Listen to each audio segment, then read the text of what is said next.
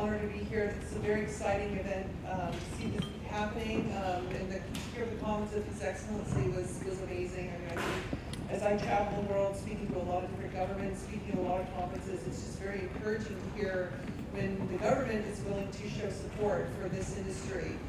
Because I think a lot of them are recognizing the fact that the game industry is extremely robust. It's growing very quickly, as we're seeing. Thank you. I know I'm kind of tall. Anyway, so what I wanted to talk about today was not just about the industry, but also about this notion of culturalization, about adapting game content for different markets.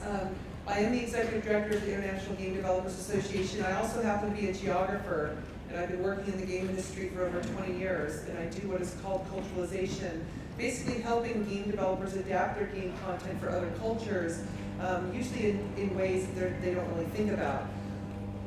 So, there we go. So if you're not familiar with the IGDA, we are the world's largest game developer association on an international basis. We're actually the only one on an international basis. And our mission is quite simple. We're here to advance the careers and enhance the lives of individual game developers.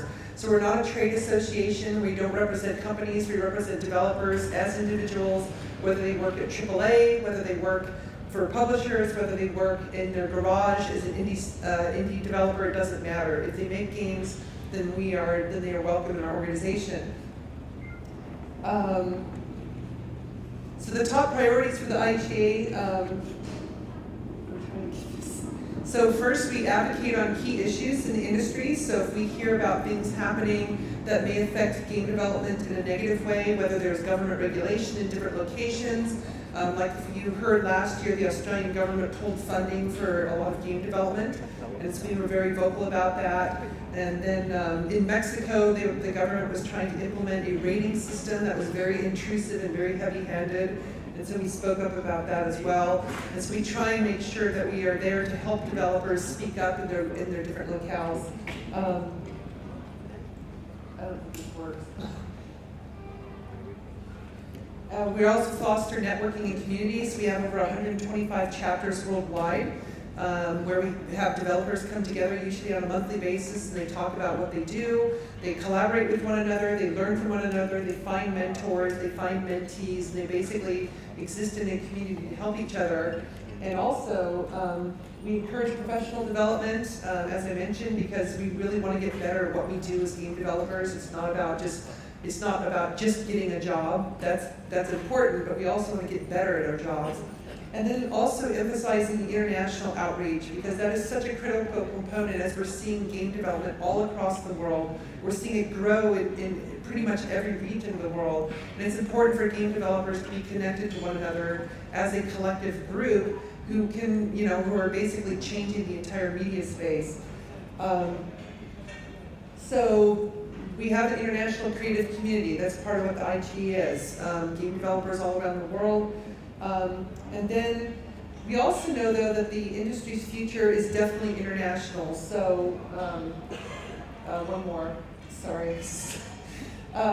So localization or localized versions of games accounts for about 50% of the global revenue of the game industry, which is pretty staggering. So the international component of the game industry is extremely important, not just the translation part, but just the whole adaptation of games. As you can see here, like was mentioned just before me, a 13% growth rate across the Middle Eastern region over the next few years. We're seeing similar amazing double-digit growth in a lot of emerging markets around the world. And these are non-traditional markets where a lot of game developers are not used to developing content for these markets, so they're not familiar not only with the language, but they're not familiar with the culture either. And so as we're seeing these emerging markets throughout the world, we're seeing these fantastic new opportunities for revenue for games, but game developers have to be ready to develop games that are going to actually work and be, and basically work within the cultures of these different markets. Well, that was interesting.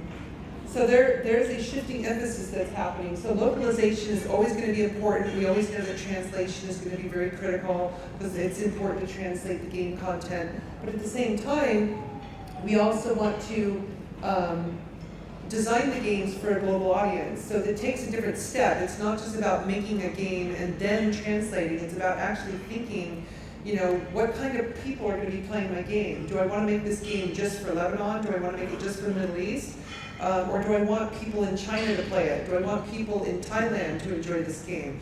And usually for most developers, the answer is yes. I want as many people as possible to enjoy this game. And so in order to do that, you have to think more about the culturalization aspects of the game you're creating. So we have the game worlds that we're generating, and then we also have the local worldviews that we are sending those games to. And so when that happens, we're kind of trying to make a sort of a gene splicing exercise where the end goal is to make culturalized content that is going to work for that specific market. And so when we try and do that exercise, we hit the zone of potential compatibility or incompatibility between what's in the game and what's in the local culture, and that's where we have to be really careful. And here we go. So there's 5 major cultural issues. I'm not going to go into super amount of detail on all those for the sake of time, but the 5 biggest issues that happen in games that affect the ability for people in other markets to enjoy the game are these 5 issues. So history, the use of real history in a game, the use of religion, inclusion and exclusion. So like if you make a game that does not, it feels like it excludes a certain group on the basis of gender or nationality or ethnicity or for some other reason, then that can be very sensitive. There's also cross-cultural friction where like 2 or more countries don't like each other and that shows up in the game. And I do have a few examples for you. And the last thing is geopolitics, and I've got an example of that too. So here's an example of the use of history that can be very tricky. So in the Age of Empires game, this map on the top, a scenario where in the Middle Ages, the Yamatos from Japan, they're in blue, they invaded Korea in the Choson Empire in red. And so they basically took over the Choson Empire. That's what history tells us really happened. But the Korean Ministry of Information said that that did not happen. And so in order for the game to be released in Korea, we actually had to change history for the Korean market to make that game acceptable for Korea. So you can see what happened is that the scenario was changed to the bottom, where instead of the Japanese invading Korea, it was the Koreans invading Japan, which is a very different version of history. But this was something that we were required to do in order to make the game acceptable to the local expectations of Korea. So history can be very tricky. Another thing, there we go. So in the game Fallout 3, there was this animal wandering through the game, which is called a Brahmin. It's a Brahmin bull, and it's a 2-headed Brahmin bull because it's mutated from radiation. And this one issue is what made this game not acceptable in India, because in India the Brahmin bull is sacred to the Hindu faith. And so when you have an animal that is sacred to their religion and you made this animal mutated and radioactive, it's probably not a good idea. What they could have done is actually made it so that there's a 2-headed horse instead of a Brahmin bull. But they didn't code the game to make it easy for that to happen. So they just decided it wasn't worth it. They said that India, they didn't think that it was a market worth selling to, which is a really unfortunate attitude because you've got one of the biggest games of 2009 that could have made a huge impact on the market of India. There's a lot of gamers there, very fast growing consumer market. So they could have done it for that purpose, but they decided not to. And so that was a lost opportunity. Whoa, this is going too fast. And so here's an example of exclusion. So this game, Resident Evil 5, you can see here where they had this Caucasian male going through African villages, shooting the African villagers. And that was very sensitive imagery, especially in the United States, because the ethnicity issues in the United States is still extremely sensitive. And so what was interesting about this is that the game was created primarily in Japan, where the notion of diversity is not very well known because Japan is 98% ethnic Japanese. And so the context in which the game was created actually affected how the content showed up, because to them, having an image of this Caucasian male shooting black villagers was not sensitive, whereas in the United States it's extremely sensitive, very, very touchy subject. And it brings up some historical issues, thinking about Africa as the dark continent and things like that, and it's very sensitive still. And so it's something that developers need to be thinking about. Also, geopolitics can often be a problem. So this game, Hearts of Iron, both versions of this game were banned in China, and the reason they were banned is because Tibet and Taiwan were not being shown as part of China. Now what's interesting is that you can see that China is divided up into all of these different regions, and the purpose of this game is essentially like the board game Risk, if you've ever played Risk, where you're supposed to take over the world region by region. But China did not like the idea that Tibet and Taiwan were not being shown as part of Chinese territory. What's really interesting, though, is that this game takes place during World War II. The People's Republic of China didn't exist until 1949. So you've got a situation where the government is actually reinforcing their territorial sovereignty into the past before they even existed. And so for a lot of game developers, they're like, how am I supposed to know this? Why would I know this? But this is the kind of thing, depending on the type of game and where it's being sent, they have to think about these kinds of things. These are all non-linguistic issues. This is not the kind of stuff that a lot of localization is going to catch.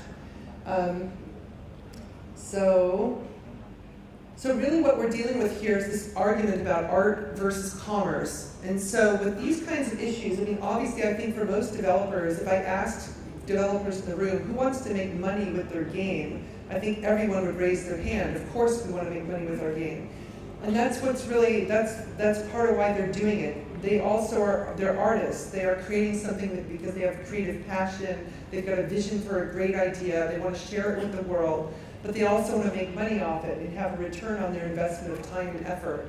And so the freedom of creativity is crucial. We have to allow game developers to express that freedom, but at the same time they have to realize that game content today is going to be exposed globally in an instant. It's not like it's going to be released only in Lebanon and eventually find its way to China or in South America or somewhere. In today's global market with the content distribution, when you release something, it's everywhere, whether you want it to be everywhere or not, and it's something you have to be thinking about. So the creative vision of a game is not always going to agree with the local market expectations, and that's something a lot of game developers need to think about. But they also have to weigh it against their artistic freedom. They have a vision for the game. They want to keep the game a certain way, and so they have to balance that against whether or not they want to maximize the revenue by adapting the game for every culture. And I'm not saying you need to adapt a game for every culture, but I'm saying it's an artistic choice that every game developer needs to think about in today's global market. It's really important, though, for game developers to weigh that decision. I mean, as you're developing games here in this region, one of the things that is really important is distribution. I mean, people who are developing games in this region want their games to be known outside of the region. They want the exposure, they want to be known.